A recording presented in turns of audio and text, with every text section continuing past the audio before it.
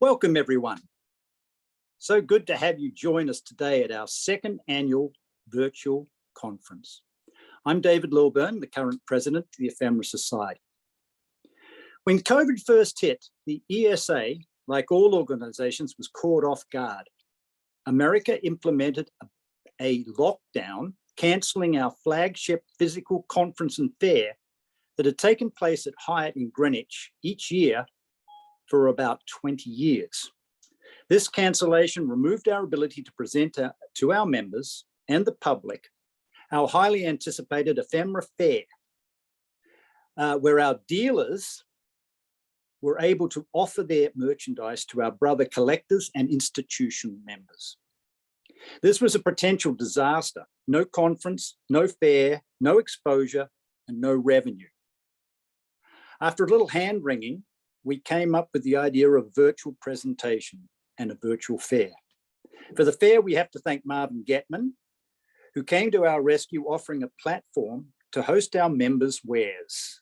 For the conference, we have to thank Elise Pike, who patiently tutored us in the finer points of producing an online conference. So here we are, 2022. We have one successful presentation under our belts, and we're ready for the second. Today, you are going to hear two very different talks. The first is by Barbara Fars-Charles and Erica Piola, who will talk about the Robert Staples Metamorphic collection. The second by Minju Bak, who will be presenting on the ephemeral food markets of Shanghai. Minju is up second because she'll be presenting from Asia, and with some 14-hour time difference, we felt it only fair to give her a little time to sleep. I want to point out to the viewers at this stage that immediately following Minju's talk, i.e. 4:30, Marvin's virtual ephemera fair will be taking place. If you are a registered member, you get to come to that preview. The public is allowed in on Saturday at noon, but if you are a member of the society, you can get into a preview this afternoon. So you can sign up in minutes and enjoy the offerings of our fellow dealers.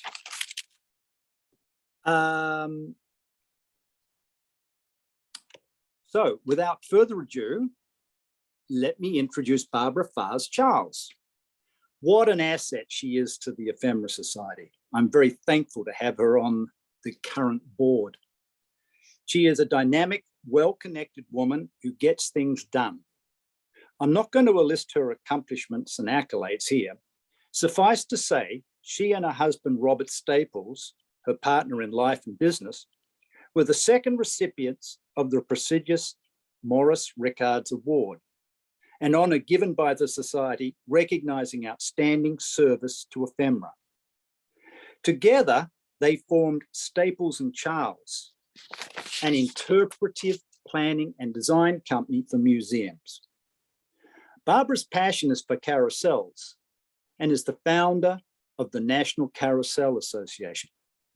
Today, however, she's going to talk to us about her husband's, the Robert Staples Metamorphic collection, which is now residing at the Library Company in Philadelphia, which leads me to the other introduction of Erica Piola, who is the Library Company's Curator of Graphic Arts and Director of the Visual Culture Program. Erica has presented and published widely on American visual culture and will give a curator's view of their new acquisition. Barbara, the floor is yours.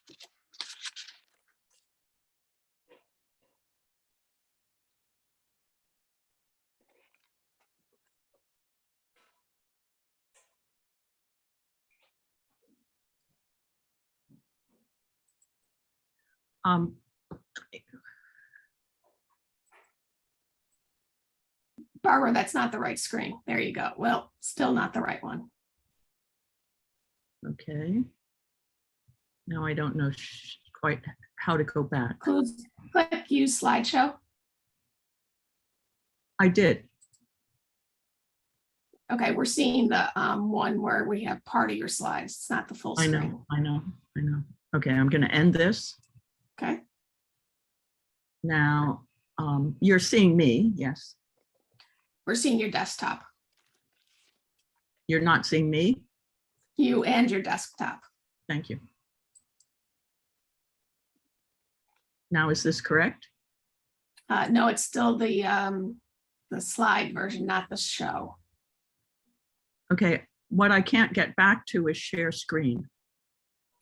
You're still sharing your screen. So if you go to your PowerPoint, just open That's up correct, your... but I have to get to the point where I can pick which screen so that you get the right screen. And that's what I don't have up now. Okay. So I'm gonna stop your screen now. Try to share it again. Okay. Okay, here we are. Apologies. There you go.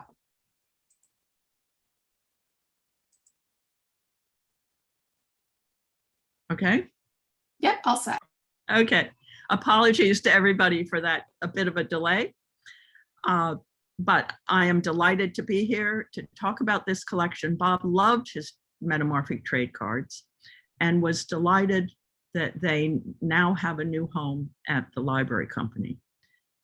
So what are metamorphics? Well, metamorphics are, they change, characterized by metamorphosis, meaning that they change in form.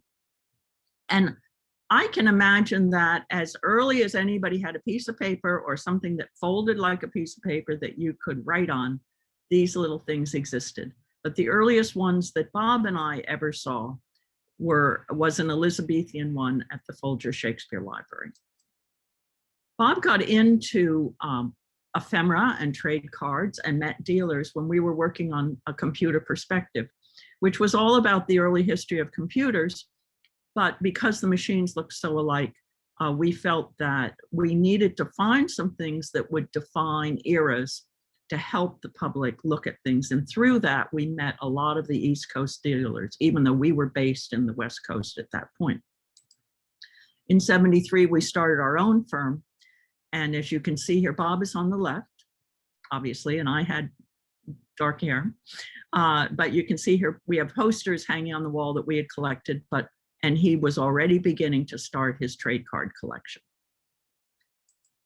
The earliest card in Bob's collection is about mid-18th century, and it's about Harlequin and Columbine, and how Harlequin falls in love with Columbine and makes a ladder so that he can go up and get Columbine to steal her, allow her to get away. And in the last frame, they're up in a tree. Every one of these, you can see the cuts, folds, and opens, but over the years, the folds have gotten worn and it's been sewn. So it'll be up to the library company how much they want to unsew it so that you can really see all the inside drawings properly. A second hand-drawn one really is about metamorphosis, the metamorphosis of a person's life. On the left is the man, and he has all his gold and worldly goods. But he then realizes, as you unfold the card, that what good are those when you go to the grave? And this little story shows up in printed books, in other handmade cards. There's more of these at the library company, of various stories, but true metamorphosis.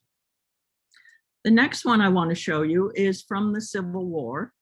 And this is obviously the life of Jeff Davis. First, before he becomes a trader. This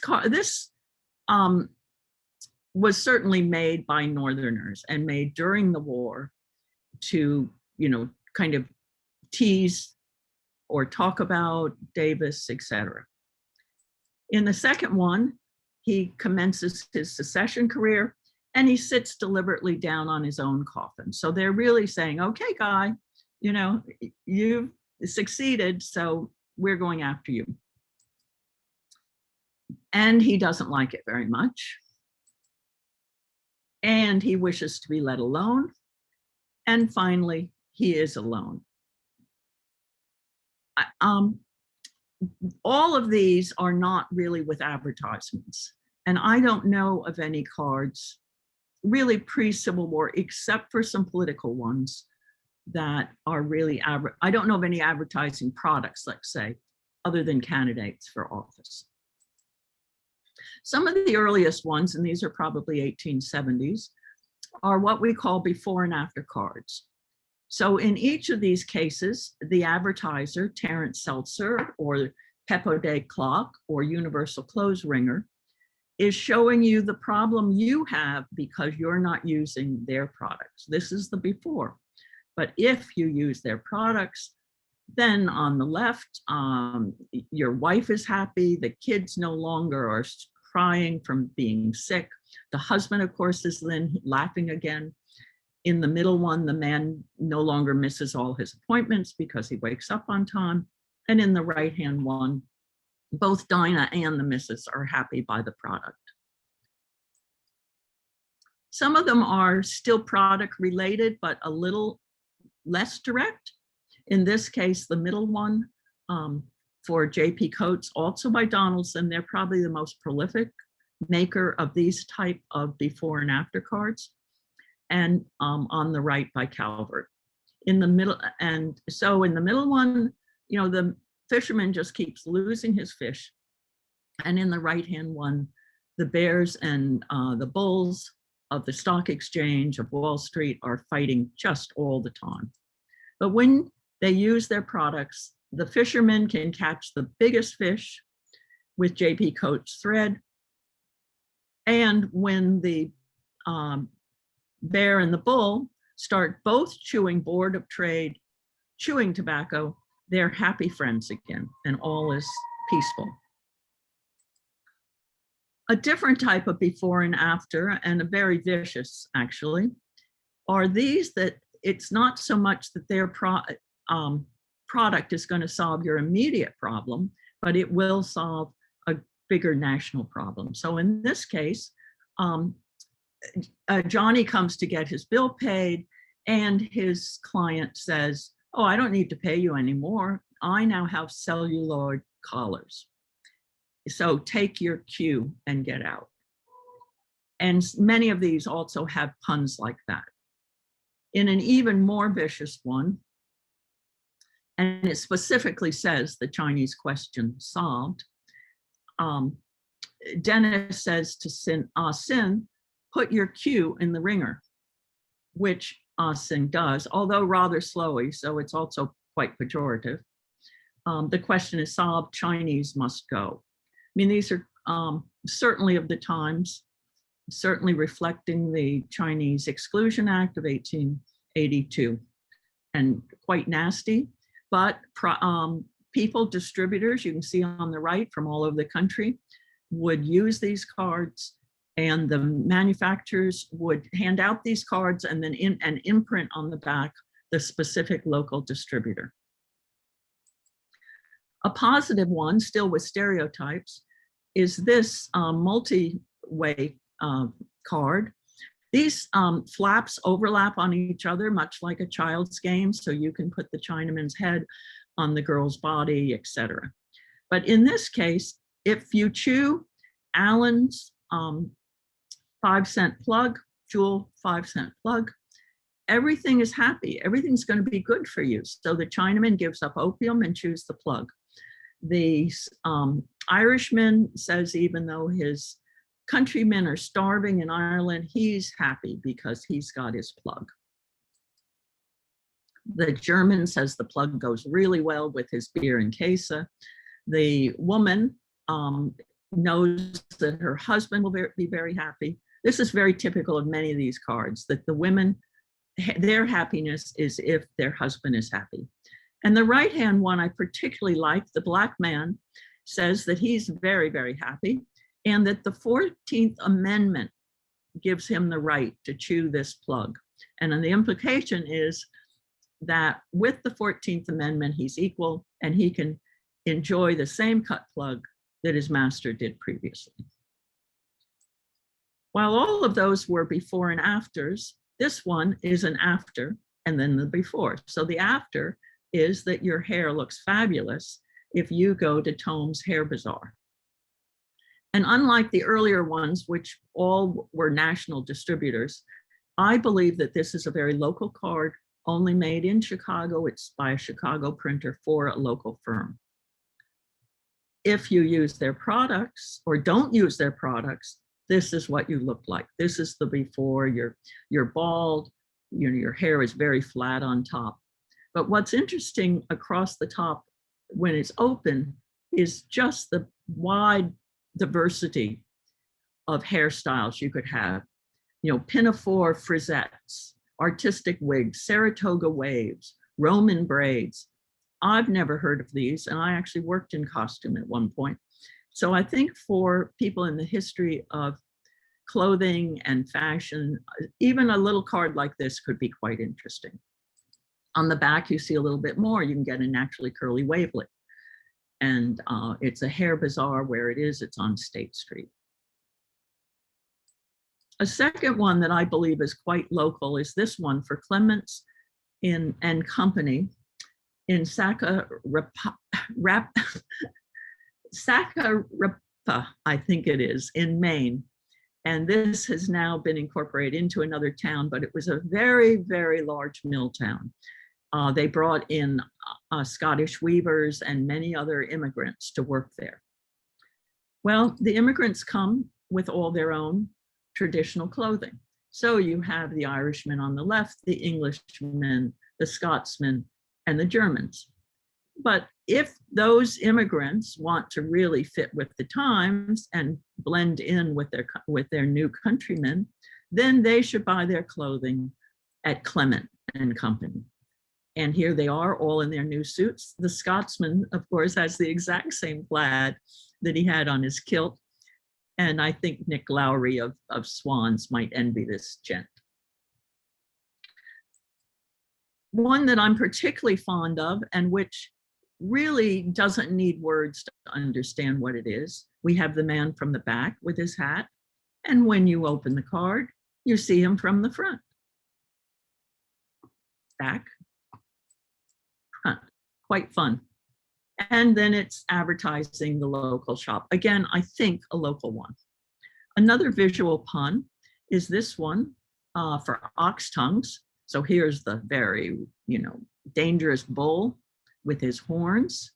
But when you open it up, he's now become your dinner, and the horns are the knife and fork. And a final one that is both visual pun and something that certainly wouldn't be printed today is this very small card. When it's all folded up, it's probably, maybe 2.5 by 4 inches. And it's for Mcintyre and Heath's Minstrels. They were formed in 1874, and they continued to perform on the vaudeville circuit for 50 years. I believe this card is quite early, 70s or 80s. If you open up the top, you're very happy. Here's your happy minstrel. He's been to the Minstrels. And if you instead fold down the bottom, this one's, or turn it upside down, this one's minstrel's very sad because he didn't go to the minstrel show.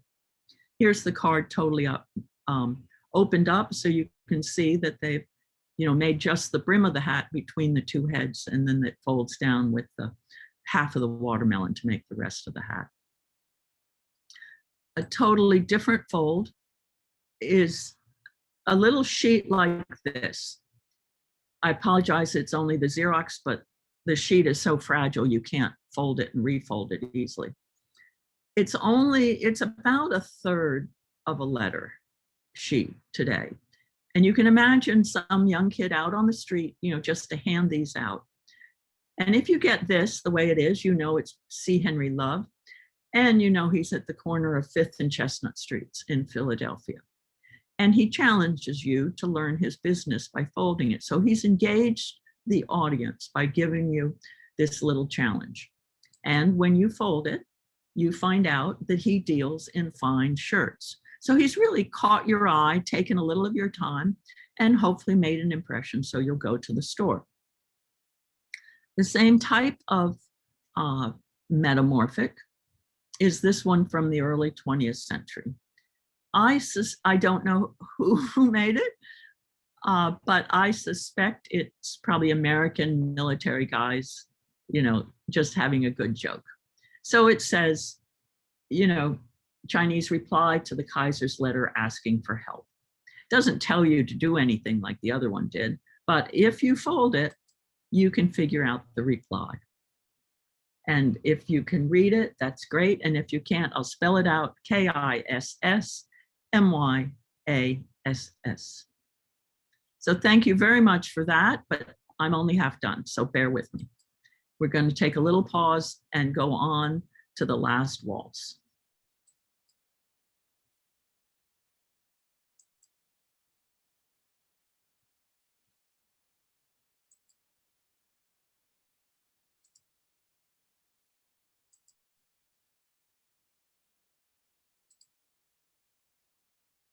Okay, Bob and I made this little activity. There's a group of You have to cards share. You have to share the that are screen. very early in form are pull downs or push ups.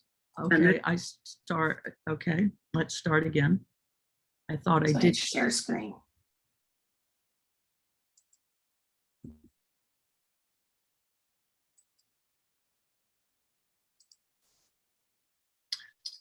Okay, I have to bring it up again. I had to stop it. I apologize.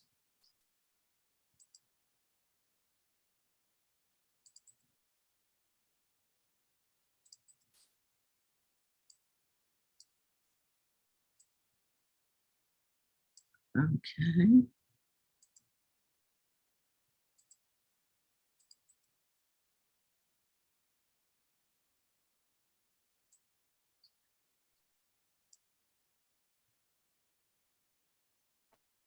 Sit up. There's a group of cards that are very early in form are pull downs or push ups. And this is the earliest card of that form in the collection, as well as the earliest political card. It's Van Buren, 1836 or 1840. And he's saying he's either going to have to drink a glass of log cabin hard cider or have a beautiful glass of champagne in the White House. So hard cider, champagne. Another one of this type is this card for Oscar Wilde. Again, you pull it down and he makes a face at you. You push it up and there he is smiling. Pull down, push up.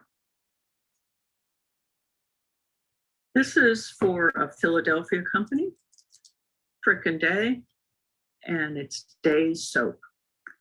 And it's 1887. So the Chinaman just is very happy because with Day's Soap, he can just wash away and the whole day's work of washing goes very smoothly. This is the new woman. She's driving in her automobile and she keeps her nerves under control by chewing Xenogum. Can you see her little mouth move? A fun little group are ones that move sideways or pull apart. In this case, it moves from a bicycle from 1 to a bicycle for 2. Another one along this line is the jewel stove. And you see the 2 women, and they've got one beautiful stove, but when they open the door, then you can see the kitchen stove also. So you have your parlor stove and your kitchen stove. What's in the hog? All the products. So here's our hog, and he's got a lot more inside to him, all his products. There's a whole group of cards that are boxes of the product. In this case, what's inside is what it says it's going to be, a box of sausages for Armour and Company. This one looks like a box of candy. But candy is spelled a little differently than we normally expect it, because inside it's an advertisement for candy rubbers. And all these little ladies wear them. Inside a box of Lion coffee one would expect a lion to pop out. And then you can read all about it on the inside.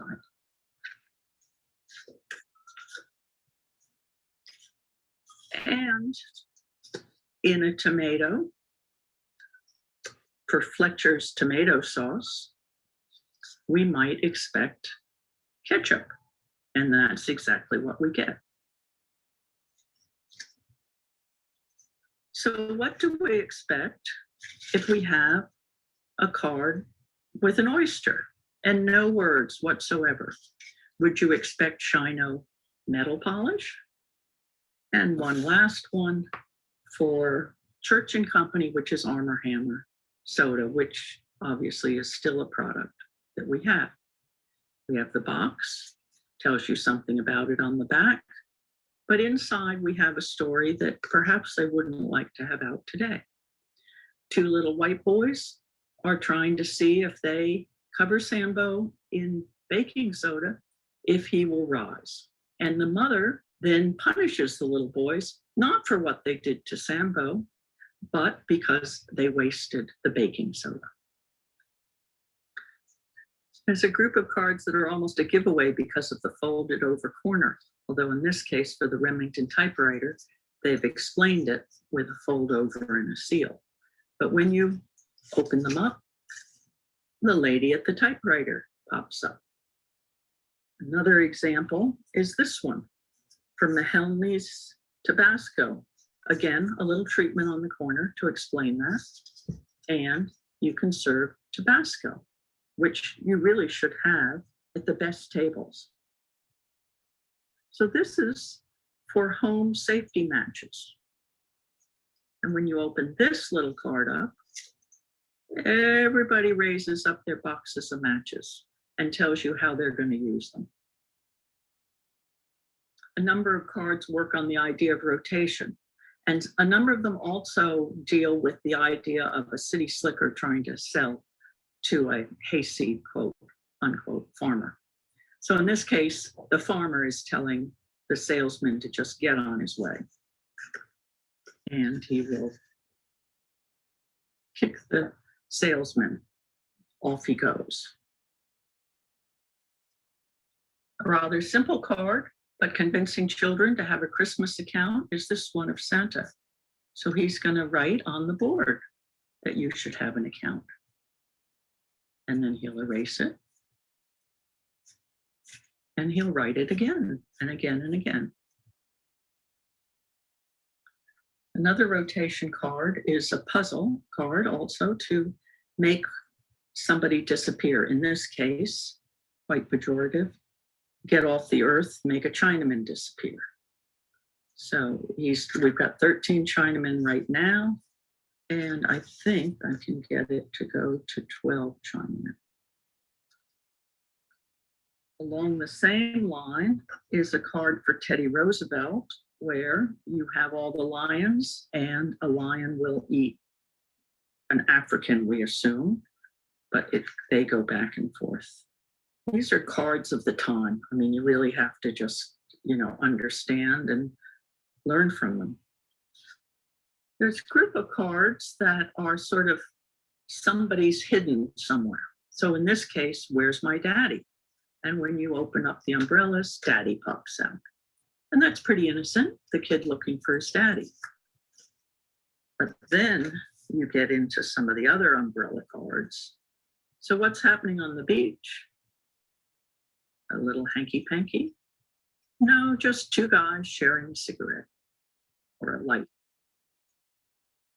Along that same line, we have this card where it's called Stolen Sweets. Looks like a little action. But again, it's just two kids, three kids actually, and they have gotten a hold of some cigarettes. And finally, there's a group of cards based on bathtubs. This is the most notorious one for Coca-Cola. Wasn't an advertisement for the main company. It was done by the Western bottler in Chicago. So it's advertising Coca-Cola, but actually it looks like a lady in the bathtub, but actually She's just serving some gents some Coca-Cola. A fun group of cards are the kickers. So this is Dolly Madison cigars made in Philadelphia. And she kicks her leg. And of course, the gentleman is looking through a peephole. An advertisement for ointment. If you've got bruises and you're feeling painful, well, how did you get painful? You fell on the ice. Bruises, ligaments, you fell on the ice. From Pottstown, Pennsylvania, takes a different look at things. So the officer's sword is clipping up the skirt and their dog is watching. Take your hat off to the Myers. And in this one, here we go. The hat goes off because the water gets sprayed. This little card for Van Houten Cocoa is really delightful when you open it up because you get the whole breakfast table set up all in one can. Another card with rather sophisticated folding. This is for cook soap. Goes in dirty, ends up clean. This is a card that really is unique in the way it folds, and also, again, it fits its subject very well. The cook rises to remark, and then she has some remarks for you. And then if you pull that down, she rises further, and she rises further. And on the back, you learn that it's for sun stove polish. I don't think we've ever seen another card that folds quite this way. Van Dyke's Coffee took advantage of Teddy Roosevelt and his funny face, and you can see his teeth.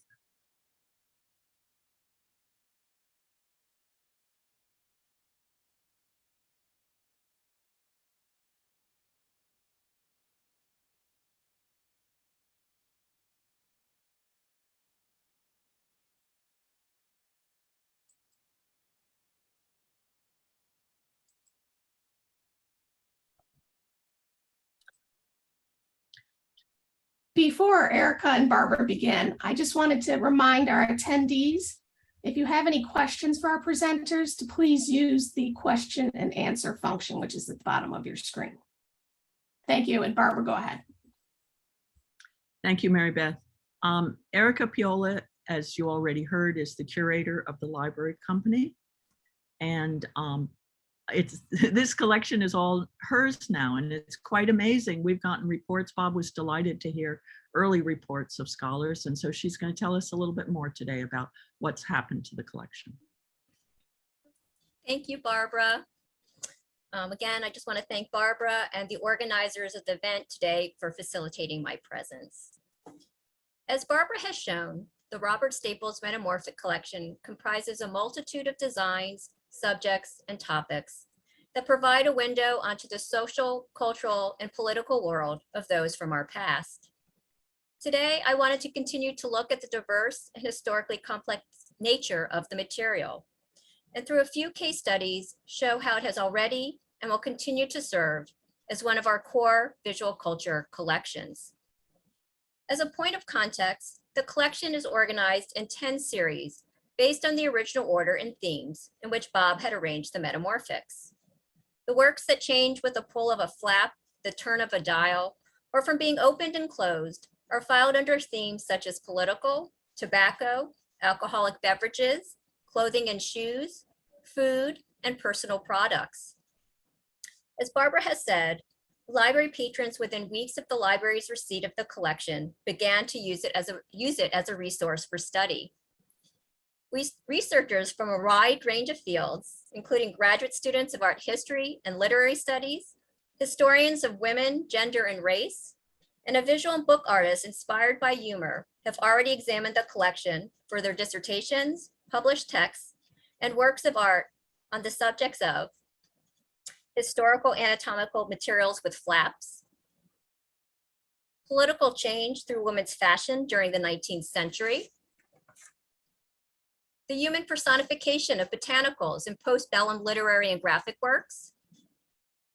Other patrons have examined the collection to study topics related to popular medicine and the visual culture of race and older women, as well as the contextual similarities such as visual wordplay between early 20th century postcards and trade cards. While Barbara so wonderfully showed the beguilement to be had from the mechanics of many of the works, with my remaining slides, I wanted to examine a few individual pieces in the collection to delve a bit further into their historical context. In doing so, I will discuss items in the collection that address existing and intersecting collecting strengths at the Library Company, including popular medicine, sociopolitics, economy and society, women's history, race and visual culture, and Philadelphia iconography.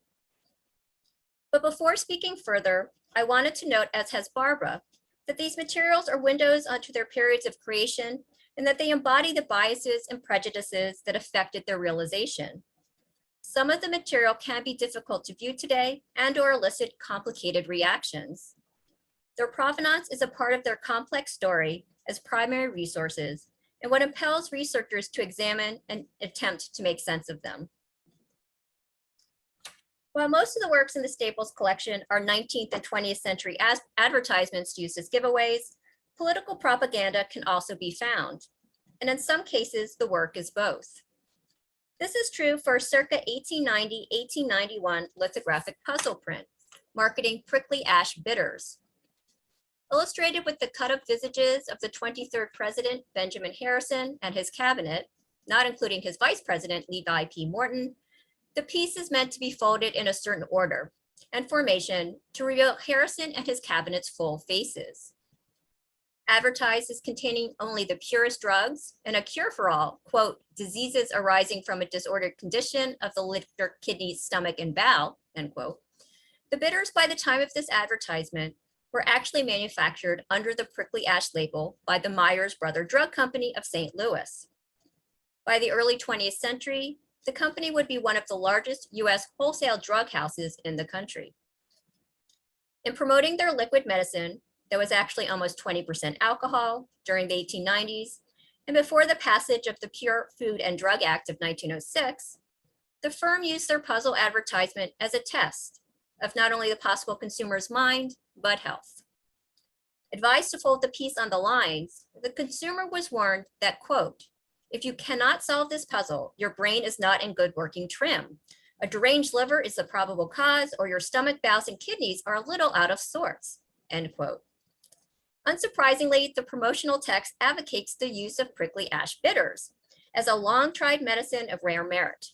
Its use will also clear up your brain and make our puzzle clear to you at the same time.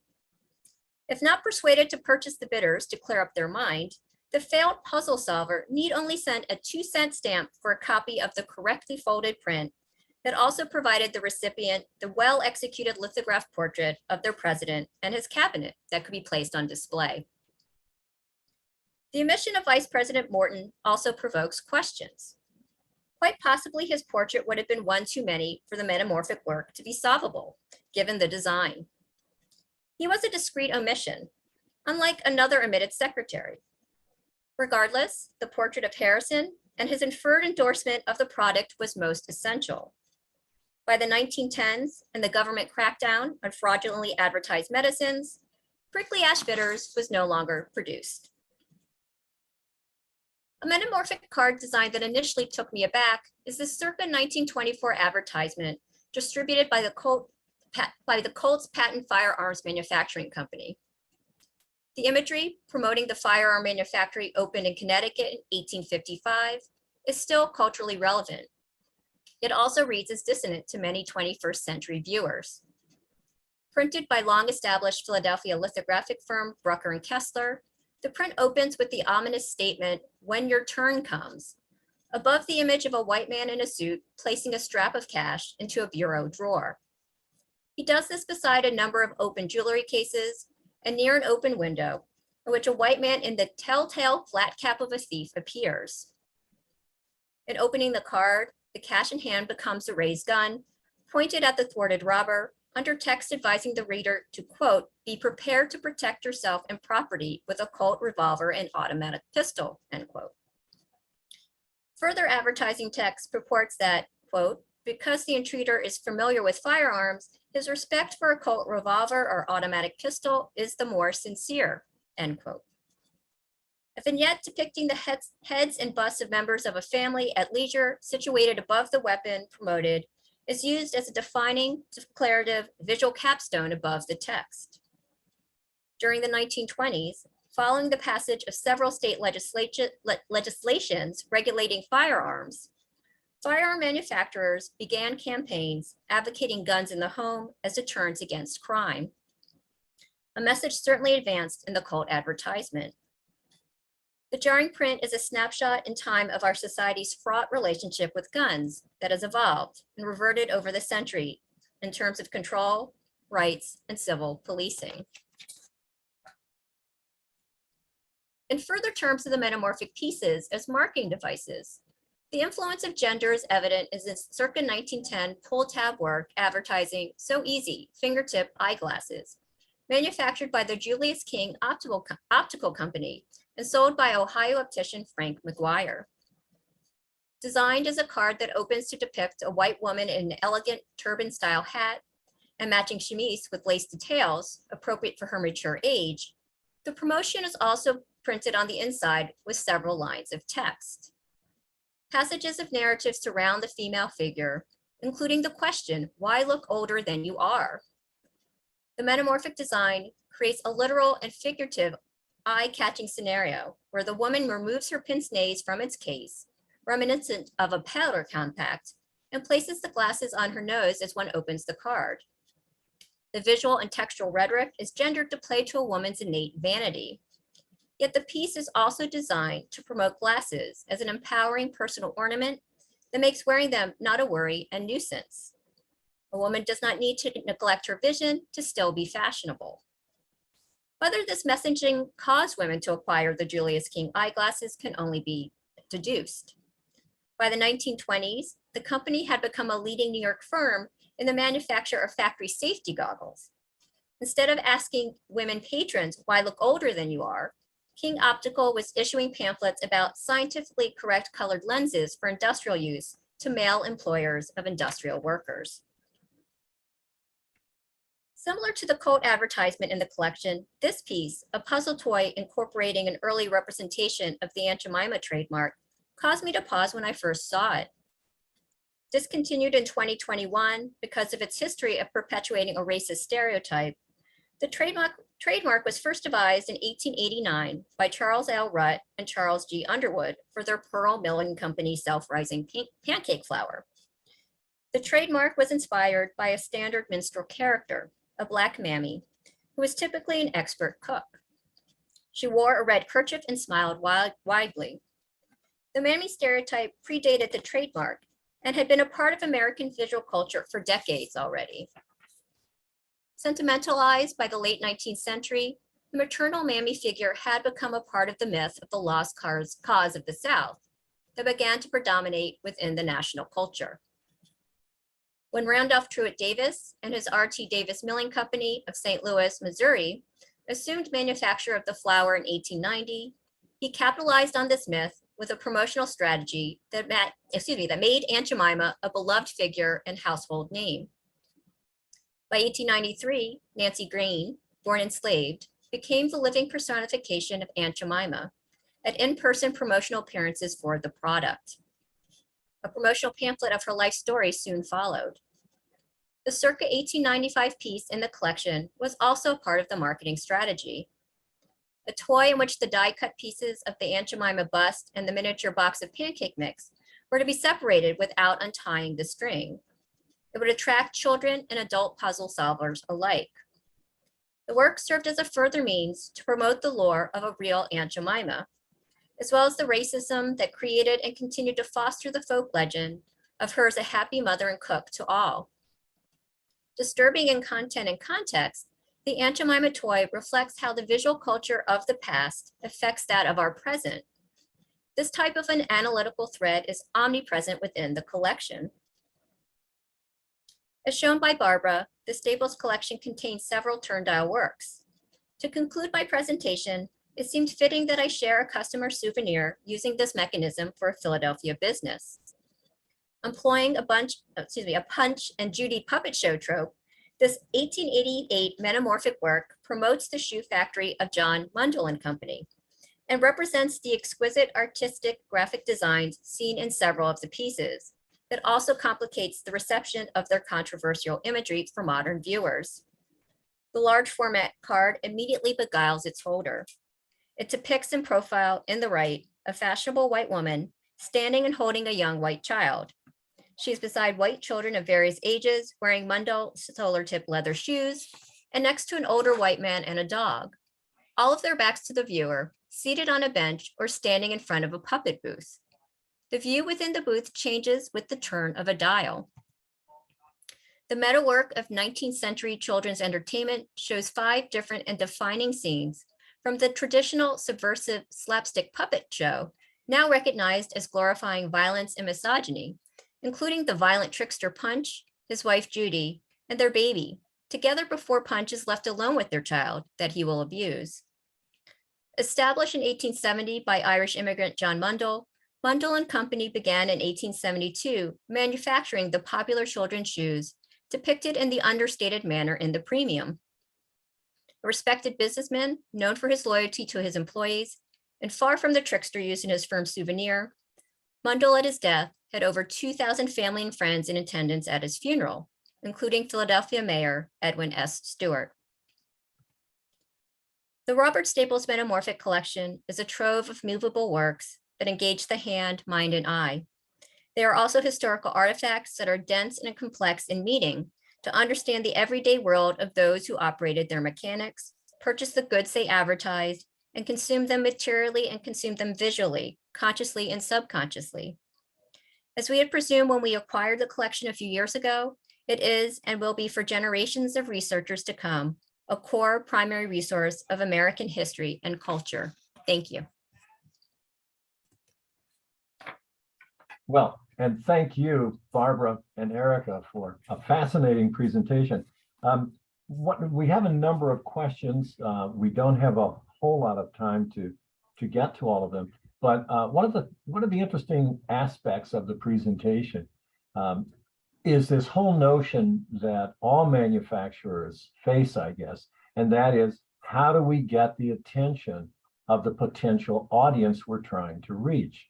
And it would be fascinating if we knew who was the person or who were the people who observed those early mid-18th century morality kind of metamorphic cards and realized the potential for using that format to advertise and to employ a sense of moral awareness, if you will. You know, Jeff Davis is a traitor.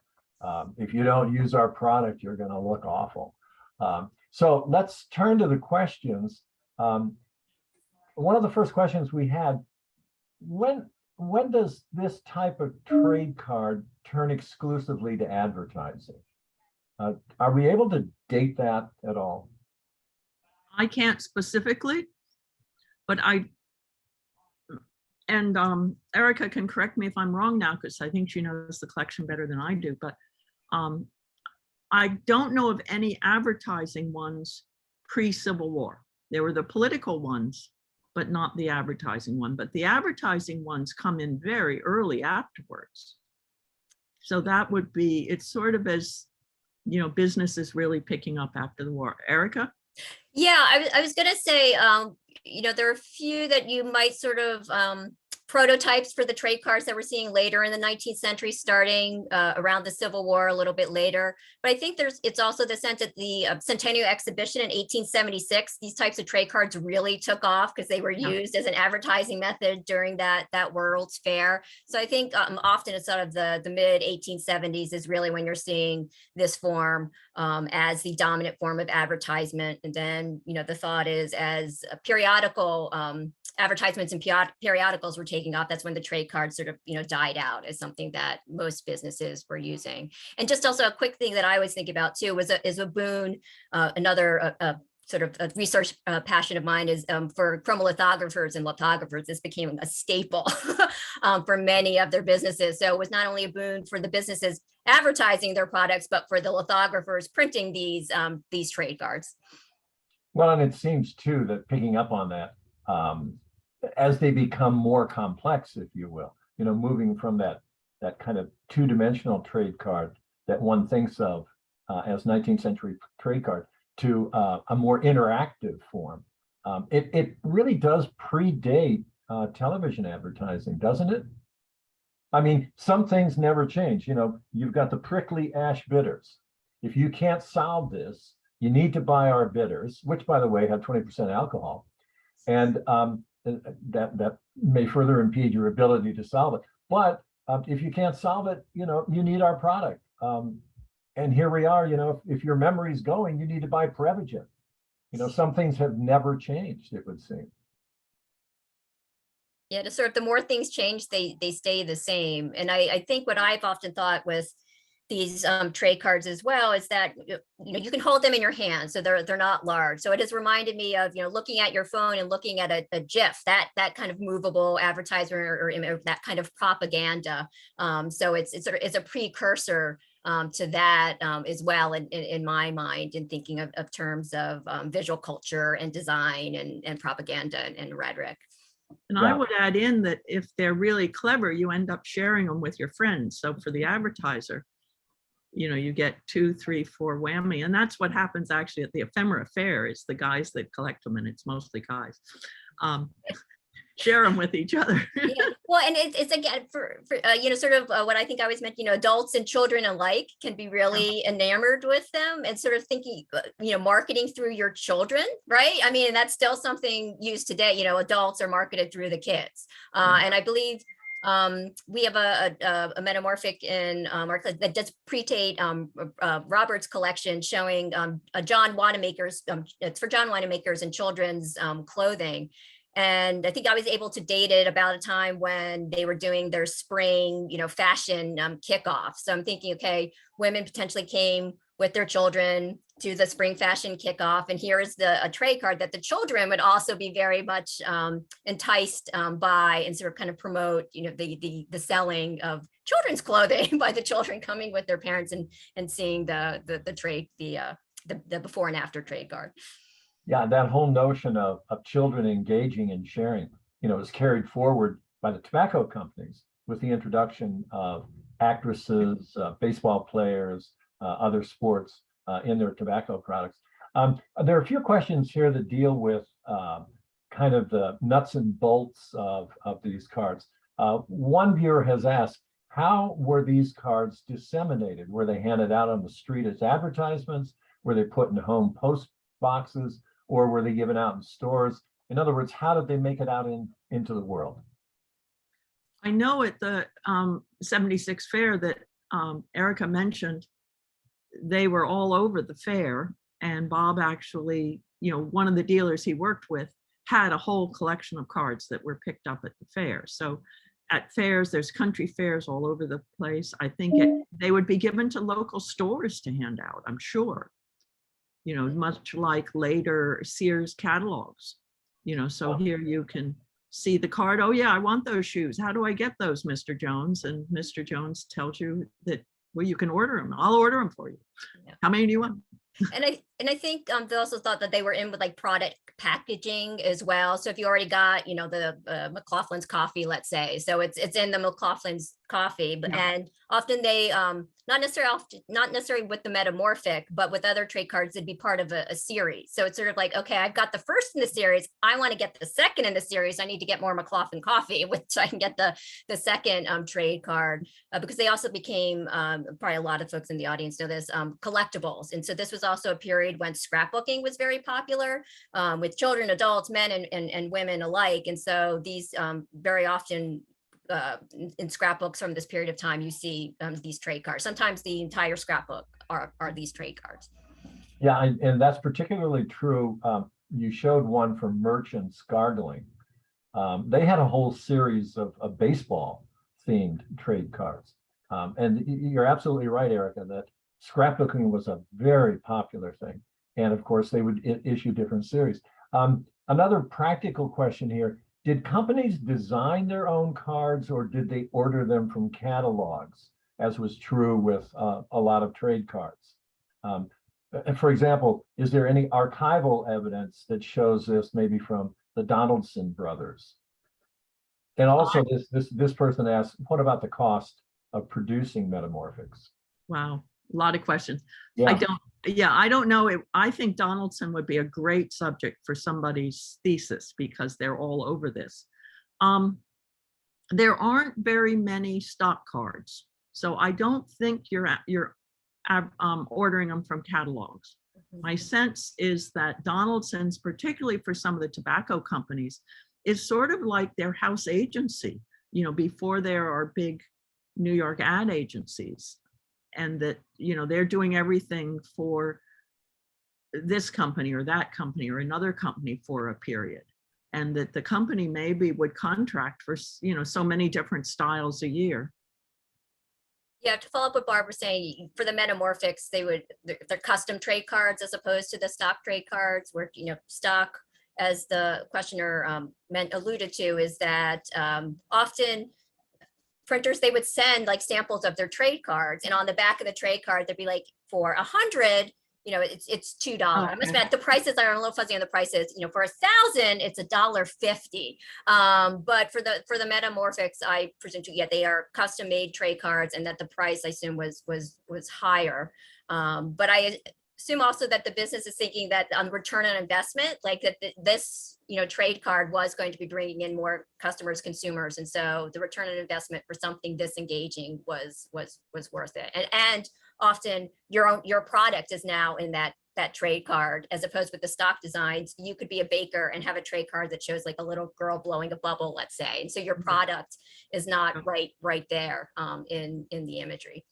I'd also like to say that these, particularly Donaldson, that is so prolific, they had to be employing a huge number of artists and writers for all these puns and stories and so on. I mean, it's like the soap opera writer's room is sort of my imagination of what's happening at Donaldson. You know, we got to get one out tomorrow. What can you come up with today for what we can do? Yeah. And, I'm sorry, Mike. You go ahead, ask the next question. No. We're just about out of time, but two other, very quickly, how many cards are in this collection? It's about 1,300. A couple are quote unquote duplicates, but I like to say I never feel that they're true duplicates. A lot of times they're, you know, the color's a little bit off. It's a different business. So even though we were just saying Metamorphics for the most part are custom designs, sometimes the same, a different business would have the same card, but that's pretty rare. Well, our penultimate observation here is a question: how do we learn more about trade cards? That's really easy to answer. Join the Ephemera Society of America. Go to the website and fill it out and join, and you'll learn tons. As a way to close this really fascinating talk, everybody enjoyed it. And in particular, one of our attendees, a person whose surname is Candy, C-A-N-D-E-E,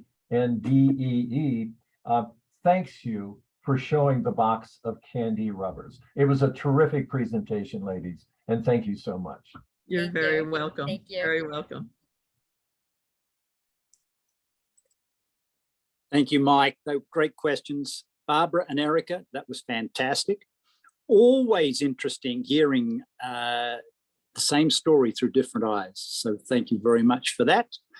There's a short break now. We're pretty much going straight into it though, because we're getting up to past.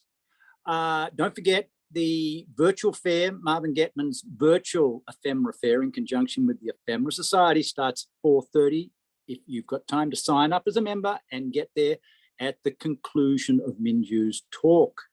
We'll be back at 3:30. Mary Beth, run the slides.